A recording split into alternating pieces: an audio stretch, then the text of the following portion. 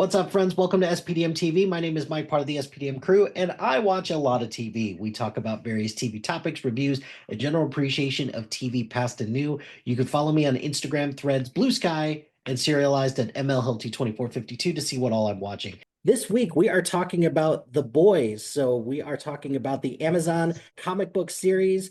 It's been out 4 seasons right now. The Boys is about a rogue group of individuals who are looking to stop the corporatization and the overall, all these soups who are just corrupt and they're abusing their superpowers. So we have this from 2019, starring such people as Jack Quaid, Carl Urban, Anthony Starr, and Aaron Moriarty, to say the least. So here today, I have Lee Squire here to talk about The Boys. Maybe we'll get to Gen V. I doubt it because I think we've got lots to say about The Boys. But Lee, welcome to the show. How's it going? Hey, I'm so excited to be here. It was a long time coming. It was. I appreciate you sticking with this and thank you so much. So, Lee, could you introduce yourself to everybody and kind of just talk about your love of television?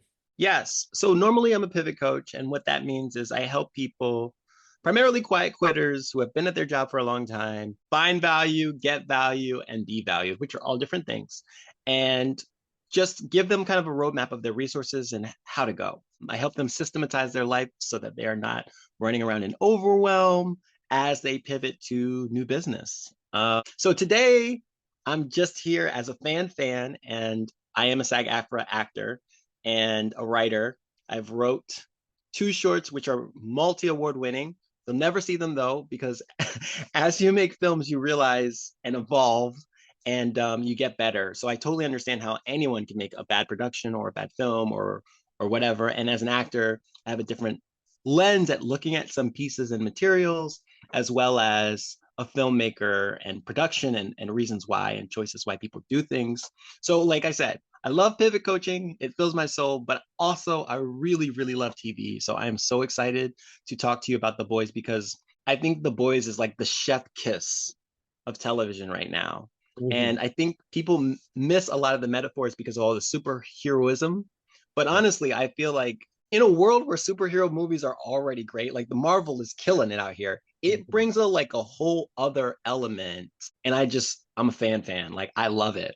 So Yeah, I'm excited to talk to somebody who also loves it. yeah, absolutely. And I'm looking forward to, just continuing to talk TV with you, but let's start with The Boys. And let's start. First question I have for you about The Boys is, did you read the comics or did you know anything about The Boys before the series actually started? I did not read the comics. I didn't read the comics. And I think that that's an important piece, because I feel like when the X-Men series came out, I did read the comics, and I read the comics and I watched the show, and I felt like there's a loyalty to these characters that's supposed to happen. So I Mhm. guess my opinion is kind of biased in the fact that I wasn't married to an image of who these characters were supposed to be. But what I did see on TV, like magic, like Yep. in every respect, special effects, writing, acting, all of it just really aligns. So I'm in a similar boat as you. And actually, the X-Men comp is exactly where I'm at too. The X-Men are my jam. And one of the things that I love about this show is that you're taking a group of people from various different backgrounds and you're melding them and trying to get them to form a team. It's clearly a metaphor, or at least comparatively at least, to the Justice League because there's 7 of them, and that's something that is not lost on people who are comic book fans. I didn't read the comics because I did want to go into this fresh. It's the same way that I felt a little bit about The Walking Dead because I didn't want to know some of the things that were going on. And I wanted to be surprised. But with the understanding as well is that if I go into something with some preconceived notion and the filmmakers or the producers or anybody take creative liberty, that should be okay. And we shouldn't be married to this. We shouldn't be married to like the exact thing from the comics, and creative liberties can be taken. So, for example, Huey as a character in the comics looks like Simon Pegg. And the irony of all of that is Simon Pegg plays Huey's dad Yeah. in the show. And I've read so many articles about people getting upset about that. But in the back of my head, I think Jack Quaid is amazing as Huey. He does such a great job. So I want to give anything a chance, whether I have background on it to begin with. So I intentionally didn't read the comic, mainly also because I don't really read comics anymore, but it's Mhm. still something that I saw the shorts on Amazon, was excited about it, and looking forward to kind of seeing where this goes from here. So why don't we start with some of the characters, I guess. So, Wait, I okay. got I gotta say something on this though, because what you said it blows my mind. Be prepared to see me talk more about it. But yes, being married to the characters is a gift and a curse, and I haven't decided which way is better. Mhm. But let's just face it, the first batch of X-Men movies, I was just so happy to see the X-Men on screen. But anybody will tell you those characters are not the characters from the show or the comics. They're completely different. Somebody just put their completely different spin.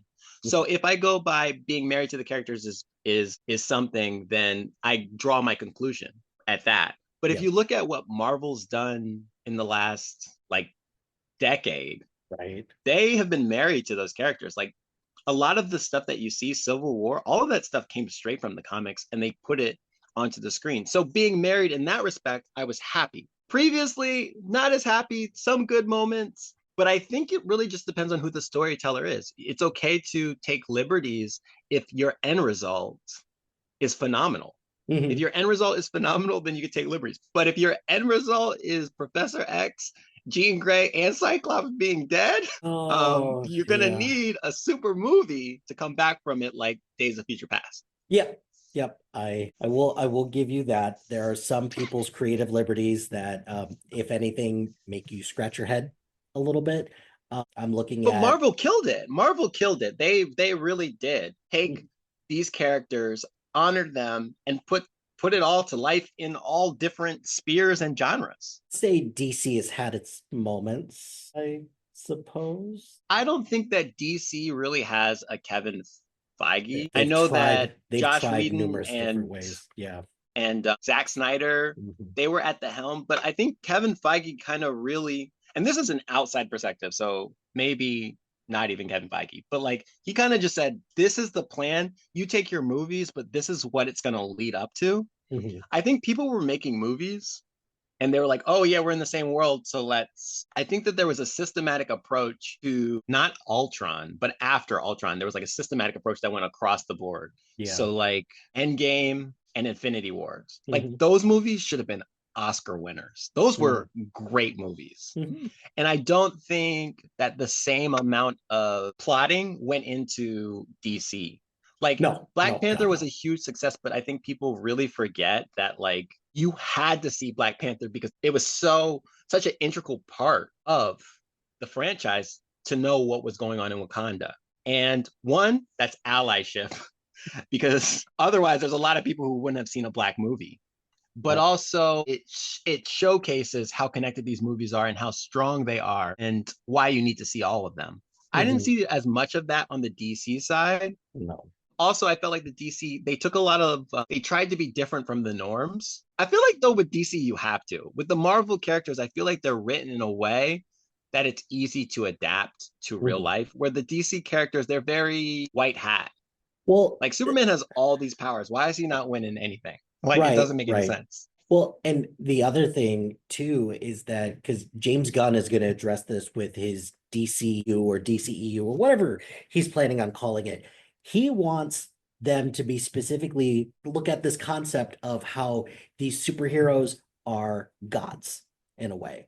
And I see it with DC. I always felt that DC was kind of like the Olympians. Superman is like Zeus, Poseidon is like Aquaman, mhm, and Hades is Batman. Like it is the Olympians. mhm, So I see that. James Gunn, best choice. I can't think of a better choice to take over DC. Now, losing Henry Cavill, I don't think was a good idea. However, I will say that that Superman movie was 3 hours, very long. yes. Anytime you're looking at a superhero movie and you're like, it's long, that's not good. Mhm. But I'm scared. I feel like The Superman trailer that I saw, I was just like, I think they're about to do the same thing with the Superman franchise that I saw Mm, three times before. But I'm trying to give James Gunn the upper hand because Guardians of the Galaxy was a really good movie in the fact that every time they ran into a problem, three things went wrong. So as a I Go ahead. speak sometimes. Go ahead. Go ahead. As a writer, there was a problem everywhere there were three problems every time they hit an issue. So somebody would be coming from back here, somebody would be doing this, somebody would be doing this every time they hit a road. And they did that every single time that they hit a major plot point. That's really hard to write. On Mhm. top of it was an ensemble piece. So everybody had like a backstory or something like that.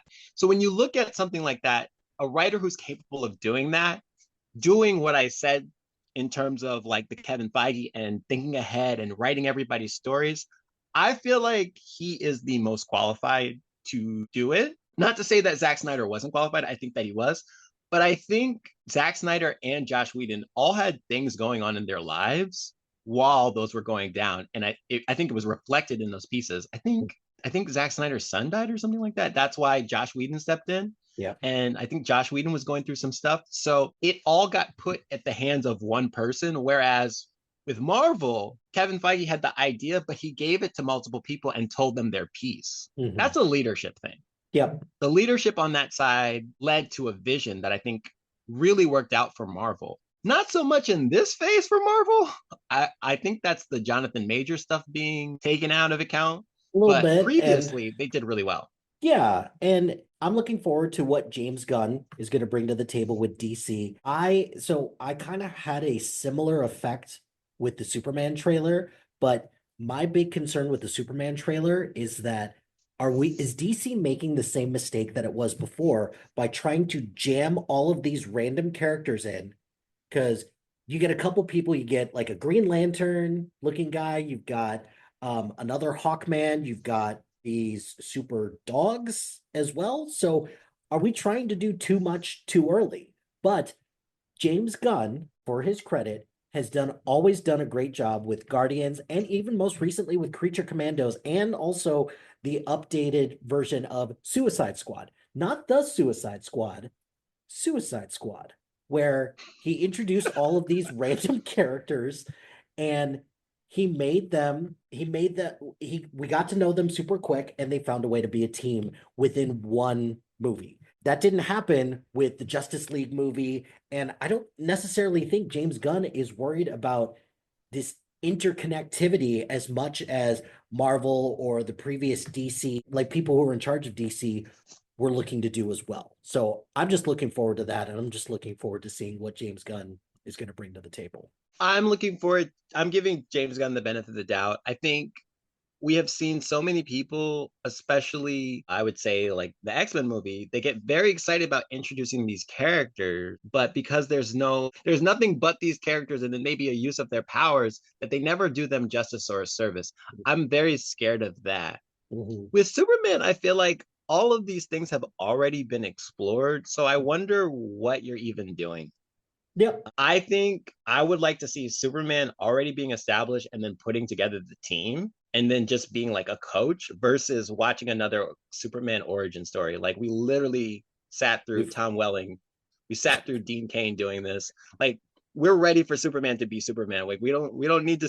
We literally probably have 6, 7 Supermans. it's So I think the thought of having an origin Superman movie is just, which is I, weird too, because I thought that Henry Cavill's origin was as good as it gets because I mhm. felt like it was darker. I believe that he was an alien because he was so jacked when you saw him. Like he was just ridiculously. I don't think that you can really get better than that. I will say that the movie was long, but I felt like the origin story was already set. Mhm. Christopher Nolan is hard to get better than that. And same thing with Dark Knight.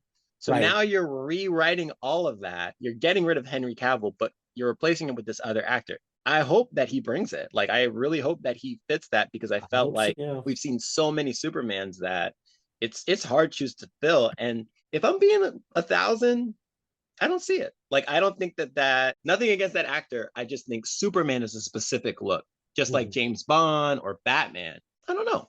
So I'm leaving myself open to see what happens, but right now I'm like I hope they're really, really thinking this out over here.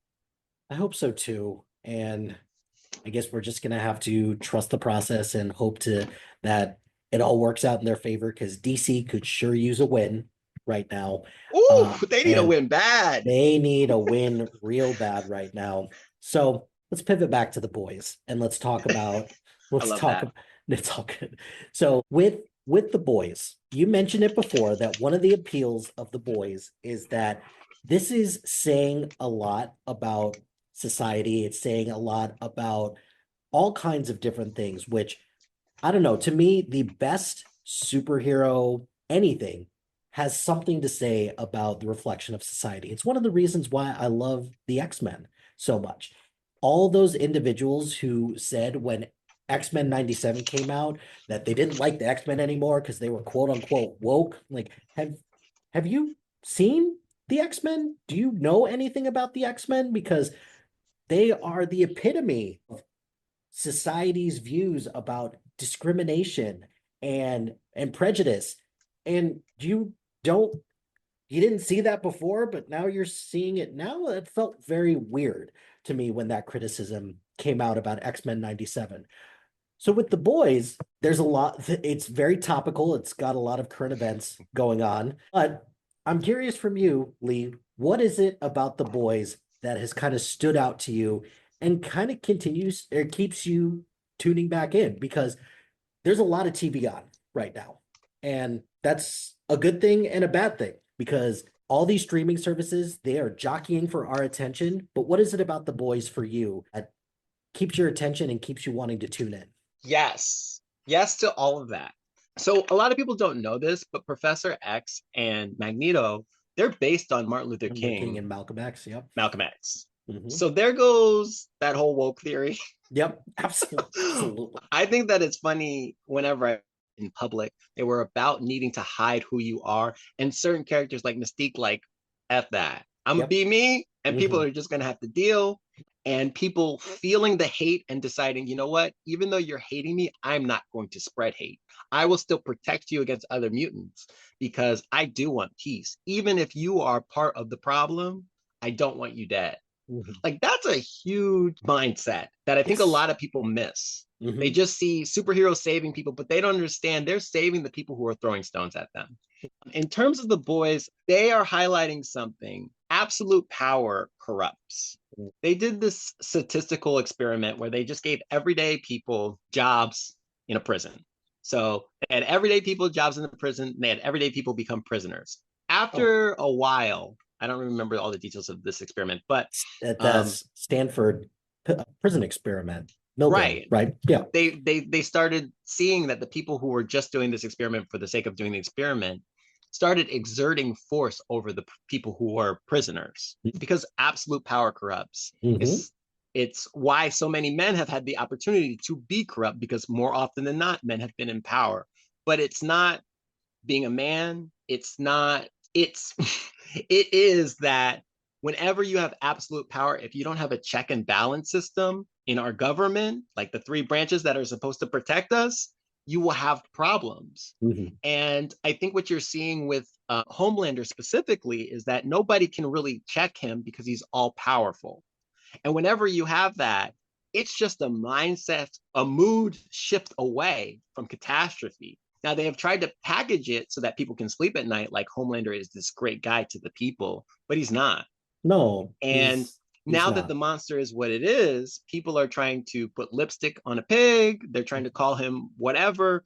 Victoria is trying to figure out how to align with him because at the end of the day, they can't stop him because there's no check or balance. So I love seeing that real aspect of what happens when everybody just tries to get along, when there's no checks or balance, because I think that's what we need in our own lives. All of us need checks and balance. The police system, when police are at fault, they have internal reviews. But as you go higher up in the rankings, it doesn't ever go anywhere because they keep it quiet because so They many can, people have been complicit to yep. watching someone do something and not speaking that they can hold it over each other. Mm-hmm. So if there's no check and balance to any system, power is going to corrupt.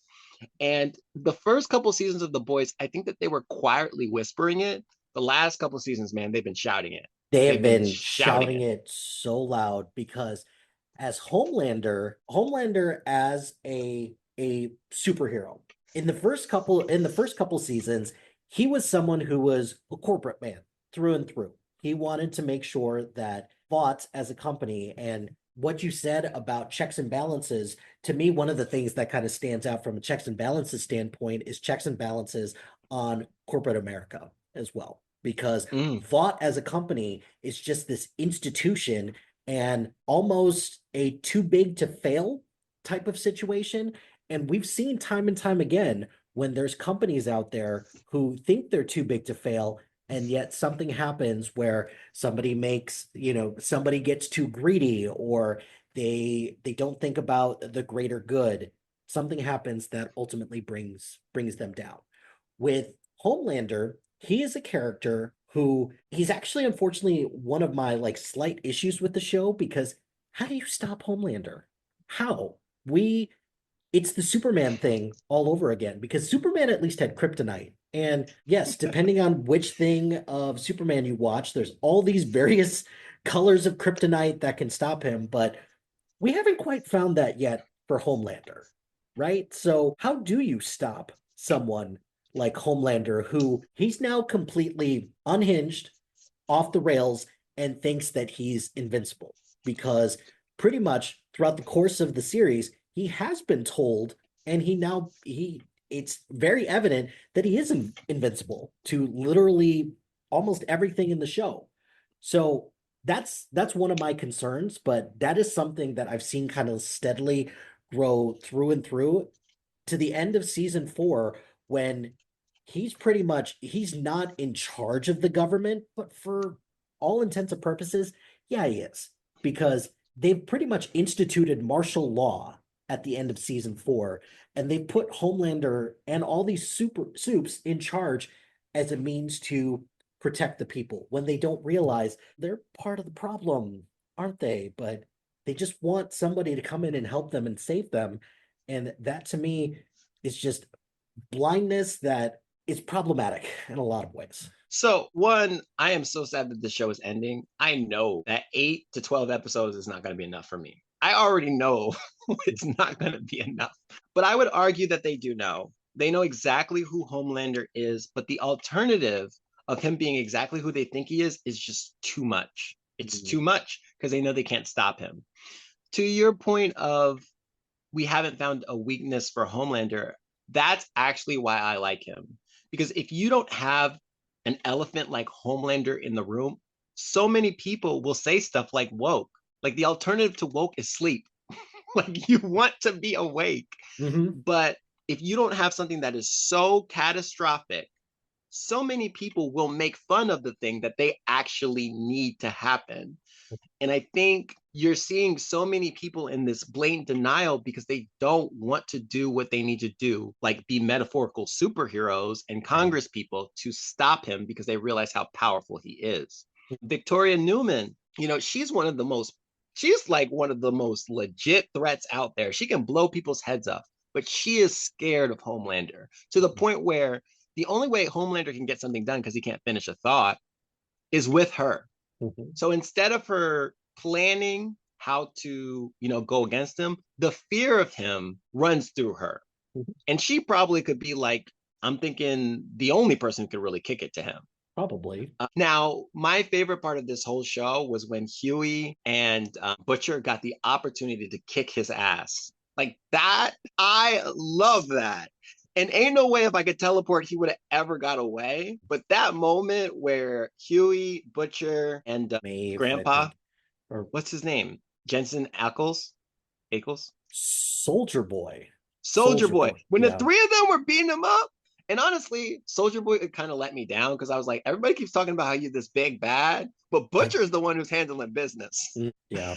But the three of them getting to beat up, and it felt so good because you were finally getting some kind of ramification and justice. But that's the point of the show is that it takes people who don't have superhero powers standing up to this big bad in order for anything to be done. And he had to run away crying Yes, he when they did. worked as a team. Oh, yeah. I'm so glad that you mentioned that you were let down by Soldier Boy because I love Jensen Ackles as a performer.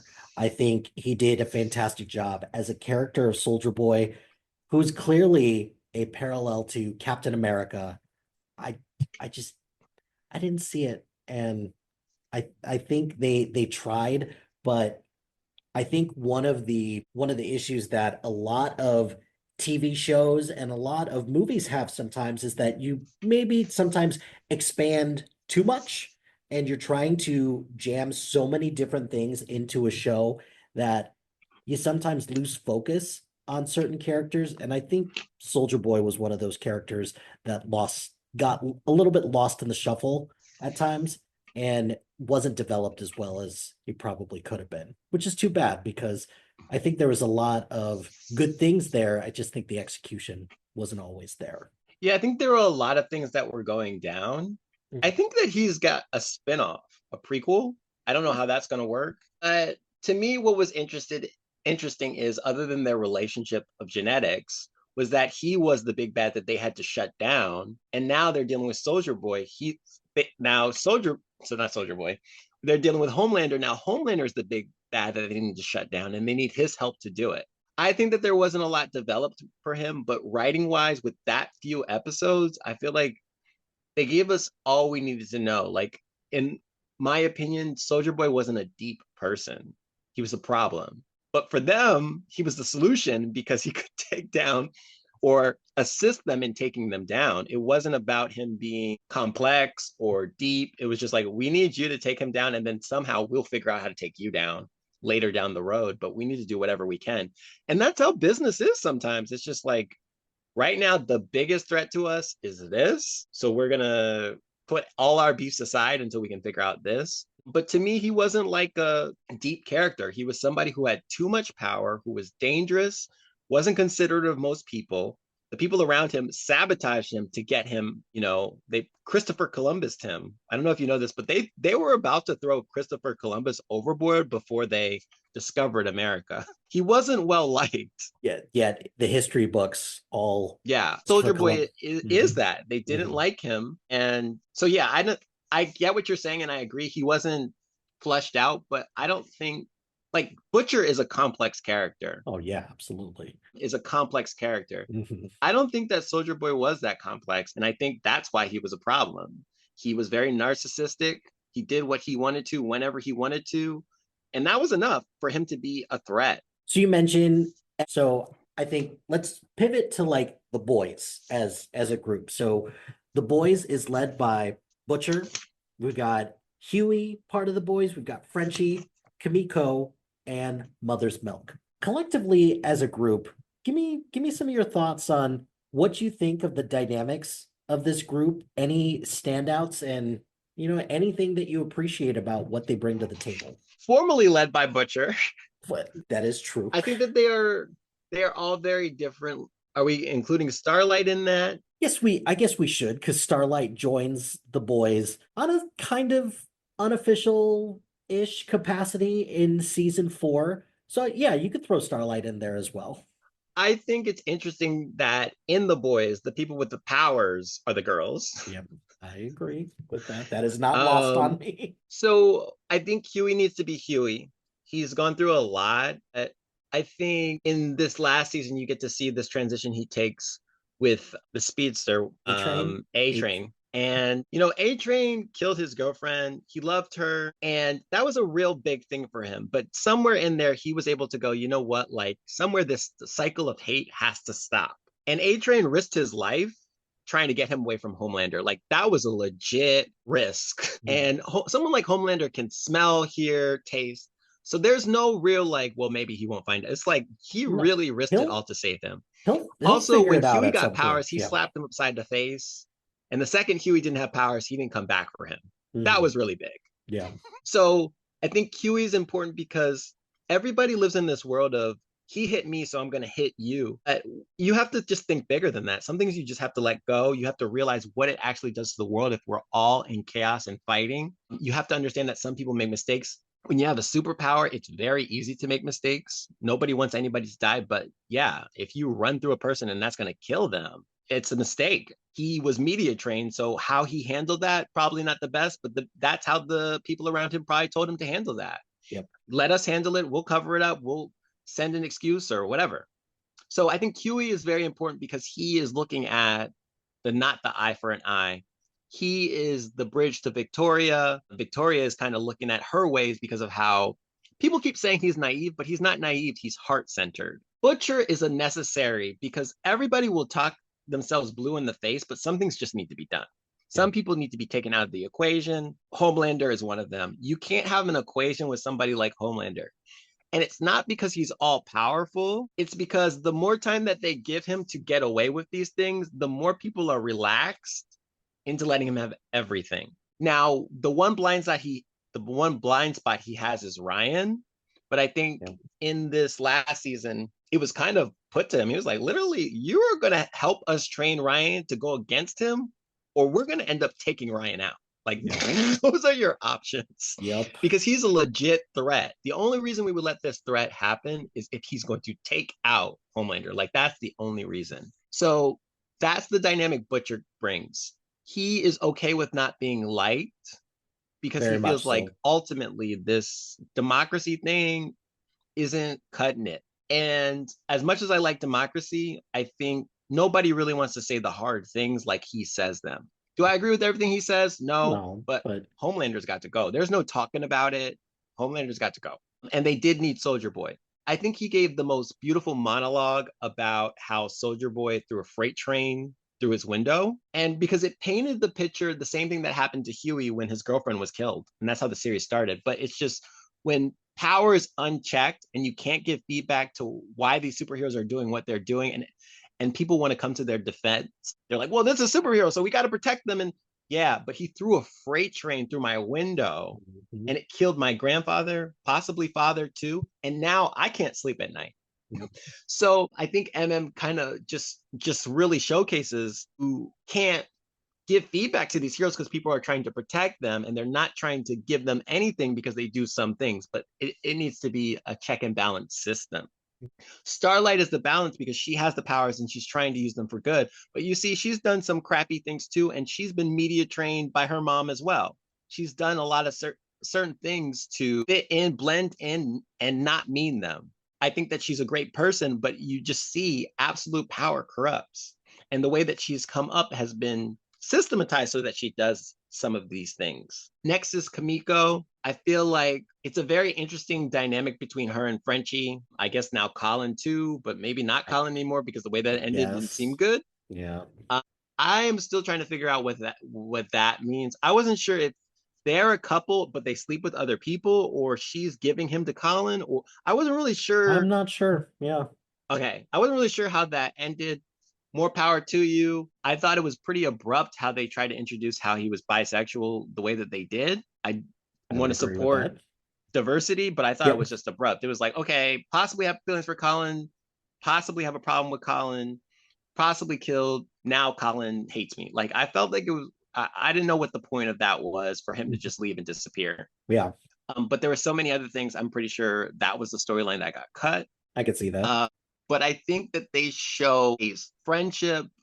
They showcase what it's like to be in the background because they're not like the main players, but they're integral parts Mhm. to the boys. So I think a lot is told in how she wants to sing and how she wants to dance and how she has these fantasies about just being a girl's girl, but she's the one with super strength and healing. Yeah. So I think everybody kind of has a piece of it.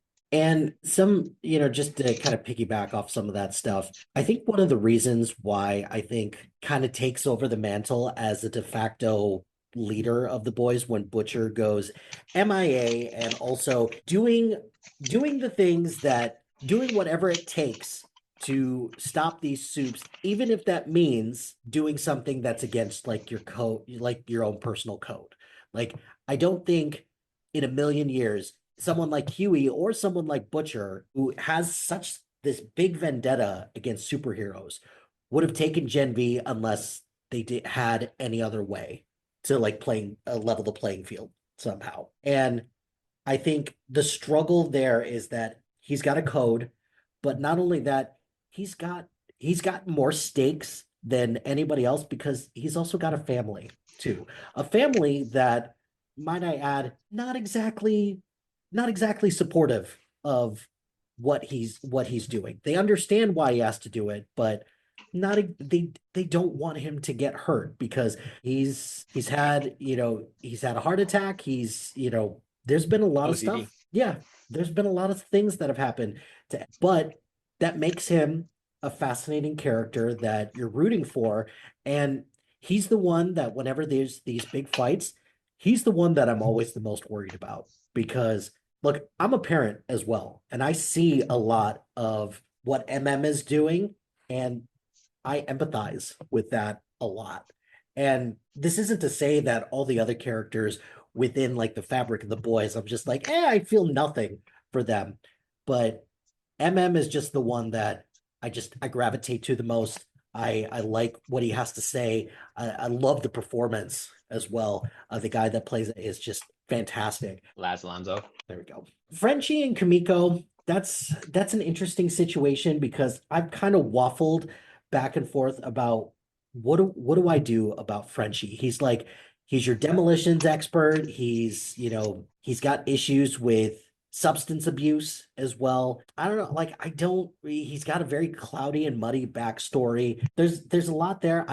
The character, he's funny. He's definitely got his moments. I'm just not exactly sure what they're going to do with that. And then Carl Urban, I don't think Carl Urban gets enough credit for not just this performance, but a lot of his performances. And I am contractually obligated to say that I am married to somebody from New Zealand.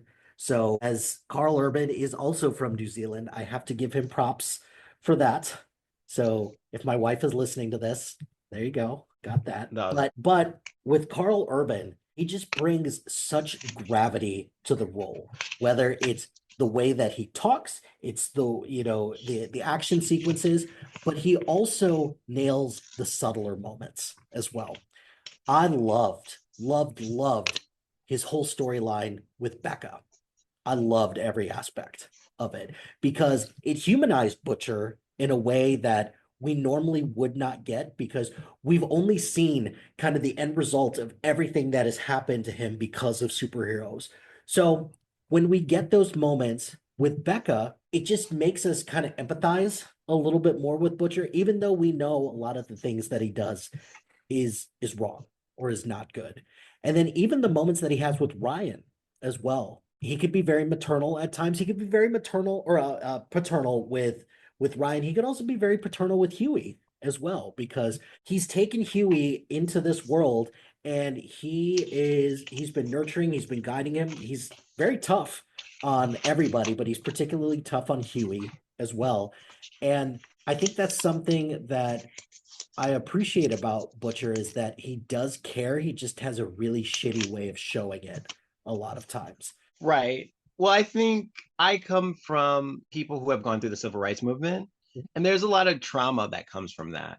Mhm. We needed all the skills that they had to get us through, but there's a lot of trauma that comes with that. Mhm. And I think Butcher is a good example of that in terms of all of his actions. If you put them out on paper, you could map out why he is doing what he's doing. And will attribute it to him being a douchebag or a crappy person. But he has just done the math equation of why he's going to do something faster than most people can catch up. And I don't know if all of those choices are ones that I could take, but I understand that being through people who have lived through trauma, he's lived through a lot of trauma. He's seen a lot of things. So he's trying to make sure that the people have what they need and are strong enough to do what they need to do, even if he gets taken out in the equation. Aussie actors, man, they're dangerous. They are very dangerous. The first time I saw Carl Urban was as Cupid on Xena, and Wow. he later played Caesar, but phenomenal actor. Could not give him enough. The weird thing about this latest Becca, I think you were talking about the first Becca kind of back and forth, but the latest one was with an actor who I first saw play Denny Duquette on Grey's Anatomy. So it was weird that he was like, because Denny ended up coming back as a hallucination. It was Ooh. weird that he actually ended up being a hallucination again. Weird. Mhm. But I wanted to talk about the Gen V. I think the Gen V You were like, I don't think that they would take the Gen V because they don't like superheroes or whatever. I actually think Gen V is a metaphor for privilege. So Homelander has all this privilege and they can't fight it because they're just humans. And I think that that is what it's about. They ended up taking the equivalent of privilege so that they could fight him, and they whooped his ass because they had lived a life without privilege. In Well, terms of I just want to say I love that metaphor. I think that metaphor makes so much sense about what Gen V represents, especially for the people who take it willingly as well. Because there are a fair amount of people in the boys and Gen V to some extent or another who unwillingly were given the Gen V serum. But all of those people, the ones that didn't know that they were getting Gen V, they are given this life that they could have that they otherwise wouldn't have privilege of having superpowers, and they get swept up into this world where there's a superiority that they feel towards other people. So and the privilege ends up killing them. Like yeah, it's literally killing them to take it. Yeah. yeah, So I in terms of, that's great. I appreciate his position and his mental health issues because I think if I have ADHD and I have PTSD, so I know that anytime you tell somebody that, they're like red flag. And I understand that, but if you don't really understand what OCD and PTSD is, you're kind of always going to be worried about that person. Mhm. When that's not always the case. Things like depression and anxiety, they don't fully go away, but you can make solid decisions. You don't always need to be questioned about where you're coming from unless you see some serious trigger signs. Mhm. And I think M represents that, and the way that his family responds to that, because they feel like it's legit to be like, well, you have a mental health disorder. Yeah, well, have you gone to the doctor? You might have a mental health disorder too. But he is less healthy because he's got a diagnosis than some other people who probably have some things who have not been diagnosed.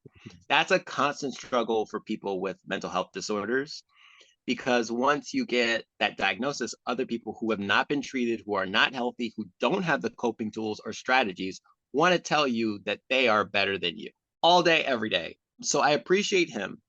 I don't know how much I like him as a leader because he is still trying to figure out if he wants to be in the driver's seat or not. And that's not something you can do when you are the leader. I think he tries to hear people out a little bit more, but I think leadership requires a more of a vision than he kind of has. He doesn't even know if he wants to be there, so it's really hard for him to hold that down.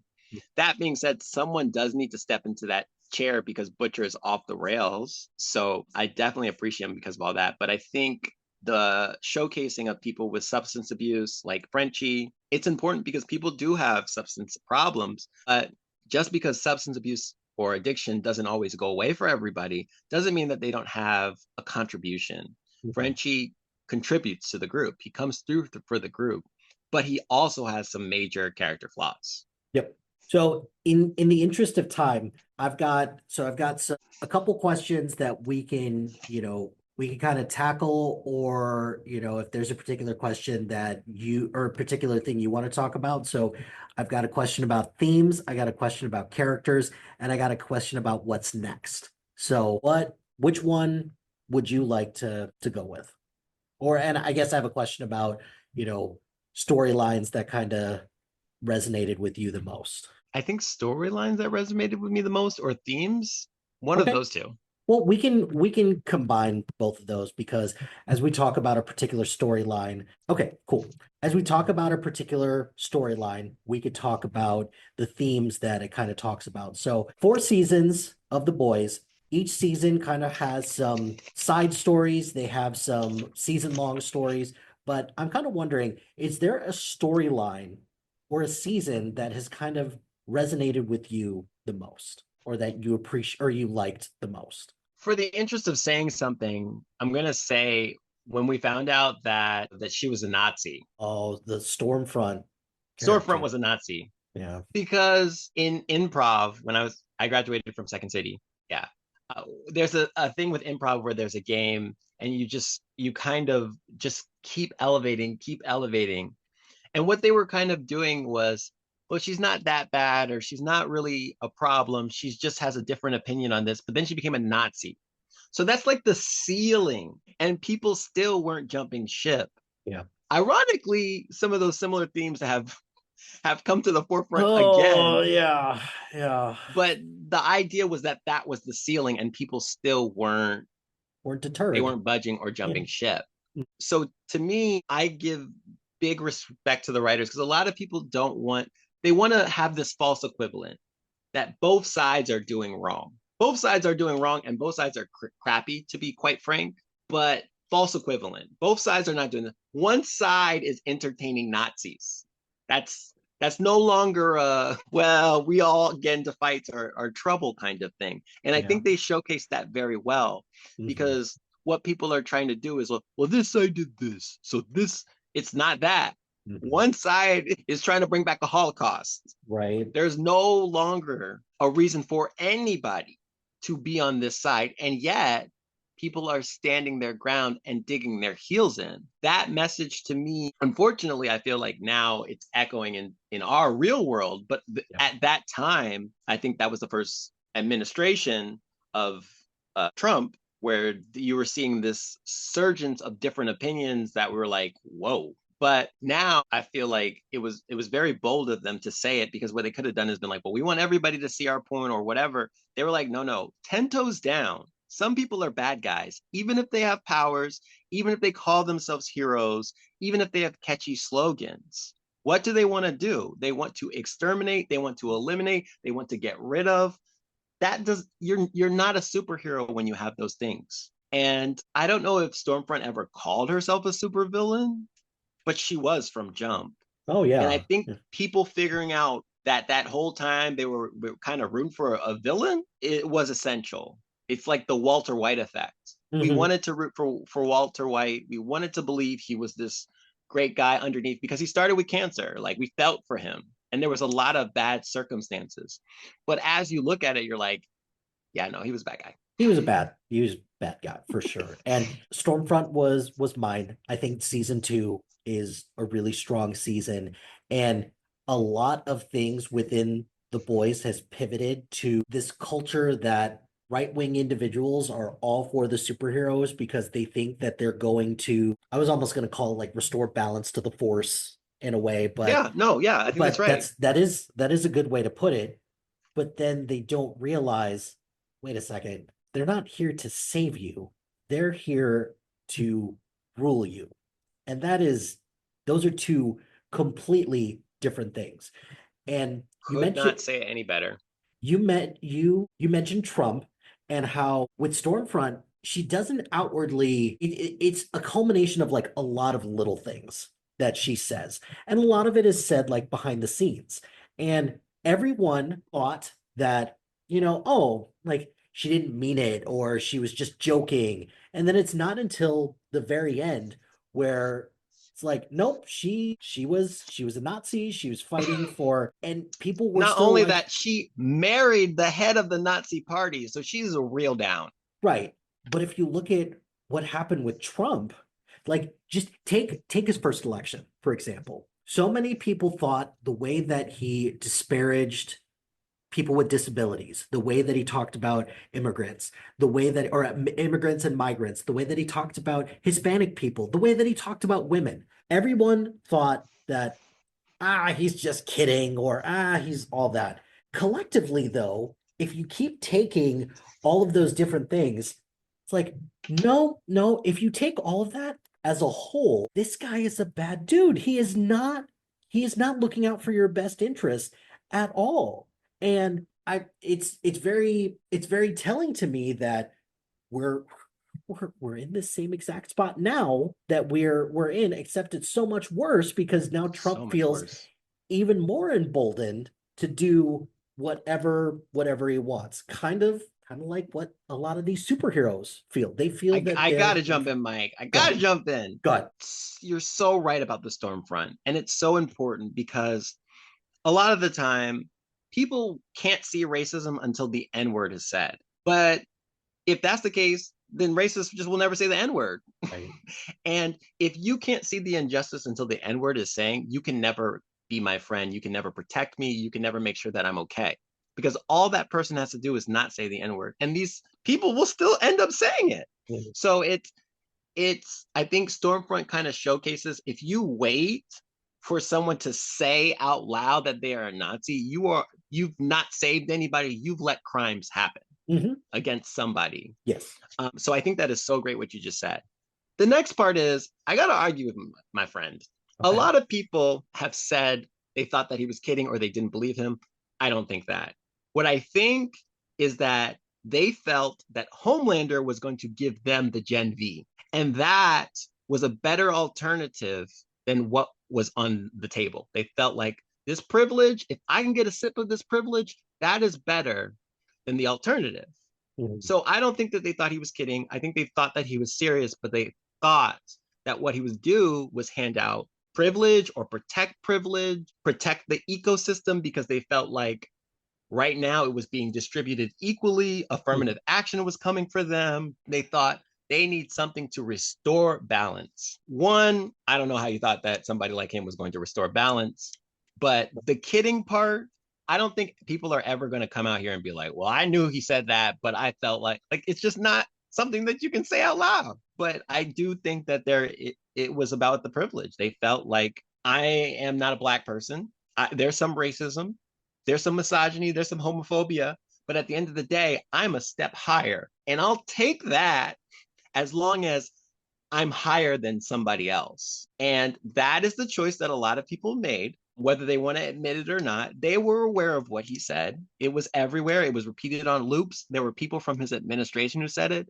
So, yeah, they say stuff like, yeah, we thought he was kidding. Now that people are being deported and administrations are being destroyed and government agencies are shutting down, that's what they say. But the heart of the issue, it's not that you didn't believe him, it's that you thought something else was more important. Or another part of that is you didn't think it was going to affect you at all for some of those individuals. So, for example, I've watched a news story recently where there's some towns in West Virginia that are upset that all of these VA institutions, they're they're looking to downsize the VA institutions all across the country, and they're upset and they're like, I voted for him. I didn't think that this was going to happen. Like, really, really. Now, what on earth in the grand plan didn't you see that he said exactly what he was going to do in this Project 2025, which he said, I don't know anything about it. Like, oh, that turned out to be another lie. But he said it said in Project 2025 that this was part of the plan. And you still read it, you looked at it, and you're like, that's not going to affect me. And Yeah, then and it also does, and then D, you're upset about it. sorry, No, D includes access, so that's disabled people, and it also includes veterans. Veterans benefit a lot from DEI. So when you heard the DEI and you attribute it to being woke and not affecting people who have privilege, you missed what he missed it. said because you thought it wasn't going to affect you. But no, you chose the Gen V. You Yeah. chose the privilege, and that's how you were able to reconcile that. You had Mhm. a choice, and you chose protecting what is and your status over putting someone in charge who is going to distribute and make people even equal, well, not equal, but you know what I mean, who Yeah, is I going to get you. actually look out for everyone. You Mhm. felt that it was better on some level to take the Gen V. Yep. So I think it helps when we actually talk about it. There are some, even people from his administration, like on The View, her name is, I want to say Alyssa, and she talks all the time about the things that she thought and why she stayed a part of the administration as long as she did. I don't know how I feel about people who made that choice in terms of being my friend or whatever, but I appreciate that at least she's doing something with the mistake. There's so many people who are holding on to this. No, this was the right choice, even though there are burning red flags that it wasn't. Them coming to the table and actually doing something means a lot. It means a lot. And correcting this mistake means a lot. So I just hope that a lot more people are able to come to the space of understanding why they made the mistake, realizing that the other way would have been better, and help us correct it instead Mhm. of just going to silence. To kind of bring that back to something that happens in The Boys is would it be accurate to characterize that's kind of what part of A Train's story right now? It's part of this institution that he benefited from by being in all these movies, being a superhero, and he's attempting to atone for it by helping Huey and helping to try to bring down Homelander because he knows just how sadistic he can be. So would it be fair to characterize that that's No, part of what A Train exactly. You know, storyline is? exactly. He's had a past in which he's done some things that are questionable, but he has also unquestionably done some actions that speak to his loyalty. Mhm. He's risked his life to get that Gen V for Huey's father. He didn't have to do that. He was trying to right the wrong. And he was trying to be the bigger man multiple times. Huey, you know, came around to accepting it, but even if Huey didn't accept it, at least he did something, multiple things. Yes, yes. I would say same thing with Maeve as well. Maeve is another character who, I just knew she was going to pop up this season. I just knew she was. yeah, as as the Wonder Woman equivalent of the seven, she's the one that she's got a lot of firsthand experience about what are some of the things that Homelander does and just Vought as a company do in order to that are just not on the up and up. And Maeve as a character is fascinating to me because she's got as I think at like in season one, she was her and Starlight were the only women in the seven. And right? Yeah, because I all think the so. yeah. And Maeve was the one that she had been in the seven for a long time and but she had become complicit. She, you know, she's just like, it's the way it is, just accept it. And that's kind of the way that she talked to Starlight. It's like, hey, sometimes you do get put into a situation where you get sexually assaulted by the deep and you just need to be okay with it. And it just felt so gross when she would say things like that because it reeks of somebody who unfortunately has knows the plight that she's in, but being outside of that feels worse than being on the inside and being subjugated to all of these horrible things that has happened to her. And as a character, I was really sad that she as a character isn't in the show as consistently anymore because of everything that happened with with Soldier Boy, and it just sucks because Maeve was one of those characters that I was waiting for more of those moments, kind of like what we've been getting with A Train lately. I just don't think we got as many of those because her storyline was cut short. Right. I think that Maeve was in a very interesting position because no one could stop Homelander. She did minimize a lot of the fires, but in terms of Starlight, I think when you are the person who's saving everybody all the time, there's a trauma that happens. And I think she just wanted to put a band aid on what Starlight was feeling because there's an ecosystem that made Homelander what he was. She wasn't going to stop it by herself. Maeve understood how the ecosystem worked. Her and her together weren't enough to stop the system. And the fact that they had made it to the seven meant something in terms of the betterment of with women. So, do I think what she told her was great? No, but I think she did it because she understood the ecosystem. Starlight comes with her hopes and dreams and thinking she's going to come in on the day one and change things. There's a system that put Homelander in place. So, her forfeiting herself being there wasn't going to benefit in the long run. Maeve was witness to some things that were horrific and horrible, but she also minimized a lot of that too. She was able to give the group some clues and stuff like that to benefit. Was she able to take down Homelander? She wasn't going to do that. If she had done that, he would have killed her. So he was interested in having her child and stuff like that. So some weird stuff went on at the end, but he would have killed her had she had stepped in. So there was some logic to what she was thinking. Was it something that you could put on a Hallmark card? No. Was it great? Was it correct? It wasn't correct either because Starlight did bring it. And she kept fighting, and we saw some other possibilities that came from that. But I think there was a lot of trauma that happened to her. She understood the position she was in, and she knew she had to play along or she would be eliminated. So she made the choices that she made. She was able to save some things, And then she got away because she really needed some time away to get her head back because she had been sleeping with the enemy, but also just hyper aware of everything because the enemy was lurking around every corner. Yeah. Yeah. Trying to think.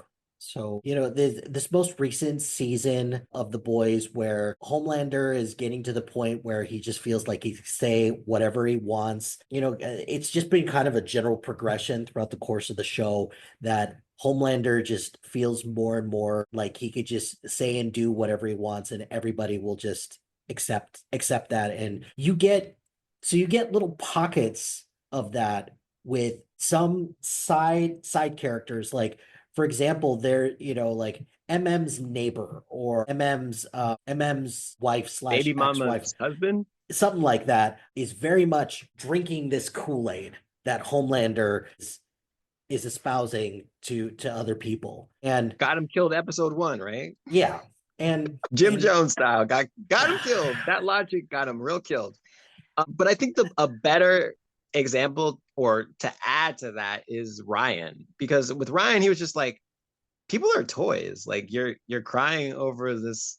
So I totally agree with you. There's a progression, but it's apparently been there all along because he was telling him literally, "What are you gonna? You're crying over the stunt double being dead? That's dumb."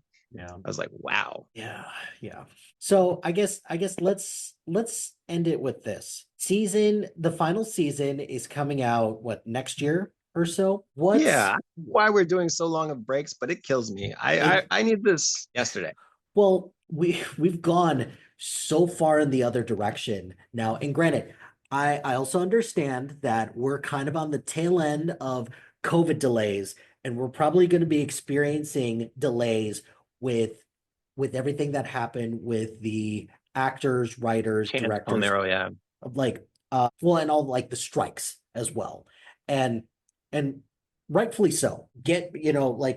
Yes, continue to collectively bargain anything that you need in order to have all the things that you need to, to do your job effectively. So, and now that we've had all of these fires in Los Angeles as well, there's going to be even more delays on stuff. But we've got a long time between the end of season 4 and when season 5 starts.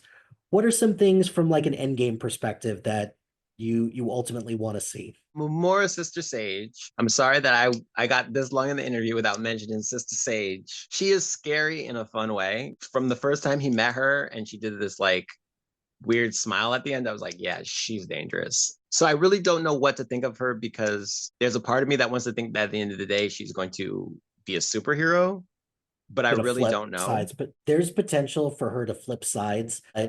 Something drastic needs to happen in order for her to calculate in her head that the probability of success is going to be better switching sides as opposed to staying with Homelander. Well, to me, if she's gonna end up good, she's already thought it through. Like I think she's already decided where her allegiance lies and what she's going to do. We just don't know what it is. But I think there's a part of me that thinks that she can slow him down enough so that other people can do it.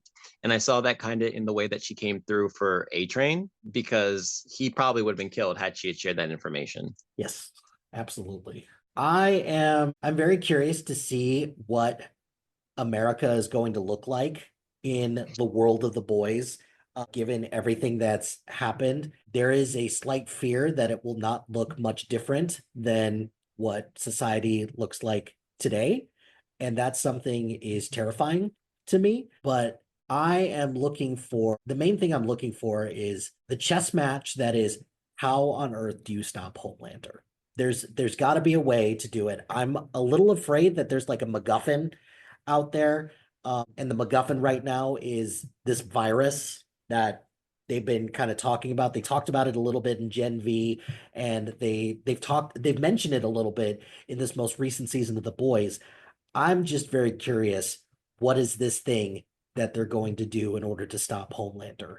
And I don't think that this is going to happen, but I kind of want to see if Homelander is eventually going to get to a point where people are going to finally start to turn on him, because we're seeing pockets of individuals turn on Homelander because they think what he's saying isn't good, but there's a lot of people out there who are still supporting him. looking at you, Donald Trump, for this same thing. I'm looking for when are more people going to potentially step up and say what he's saying isn't right? And just seeing who out there is going to continue to have the courage. And I'm looking for people like either mainly people at VOT and other soups that are willing to say that. If I think from a writer's perspective, the solution will be a human solution. It's not going to be a superpower solution. It's going to be a human solution. I don't know what the solution will be, but I think the writers will make sure that they let people know that the power rests in the people being collectively aware of their choices. That's what we're supposed to be built on. Homelander wears the flag. If he's part of that, we can take him down. So I think I don't know how you could be on the Homelander train. I'm trying every day to understand it more so that I can help people. But I think the power always rests in the numbers and people collectively deciding enough is enough. Well, why don't we leave it at that? That's well said right there. Lee, thank you so much for the conversation. I greatly appreciate not only you sticking because you mentioned it before. We've tried to get a chance to record numerous times, and I really appreciate you sticking with this. So, Lee, do you have anything that you want to plug, and where can people find you if they want to continue the conversation about anything television related or see some of the things that you provide from a pivot coach perspective? Yeah, so all of my links will be listed below. I will make sure that Mike has those so that you can, if you're looking at your resources and you want to pivot, you'll be able to find me at seriesproio.net.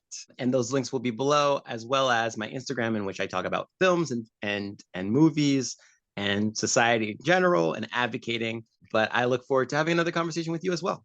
Thanks, Lee. Appreciate your time and looking forward to chatting with you more. Of course.